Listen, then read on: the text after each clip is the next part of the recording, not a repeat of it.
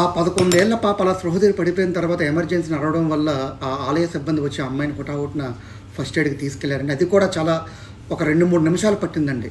ఇదంతా ఒక ఎత్తు అయితేనండి, ఒక లైన్‌లో వచ్చే వాళ్ళ జనాభా ఎటొస్తున్నారో తెలీదండి. ఒకళ్ళు ఇటంటారు, ఒకళ్ళు అటంటారు. ఒక క్రమబద్ధీకరణ అంటూ ఏమీ లేదండి.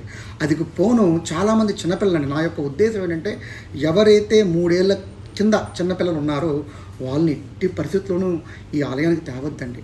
ఎందుకంటే చిత్తశుద్ధి లేని శివపూజ ఎంత వేస్టో మనం ఇప్పుడు ఫర్ ఎగ్జాంపుల్ మనం గుడికి వెళ్తున్నప్పుడు ఓం నమ శివాయని మనం లగ్నం పెట్టుకోవాలి శివుడి మీద.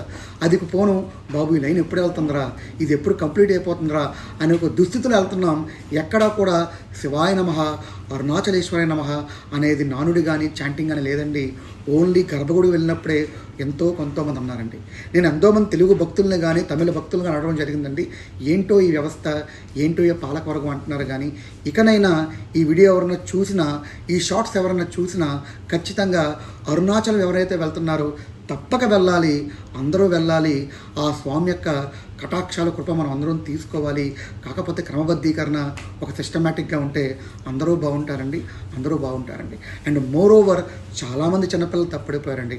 నా కళ్ళ ముందే ఎన్నో మైక్ అనౌన్స్మెంట్లు, నా హృదయమే కకలావికలం అయిపోయింది.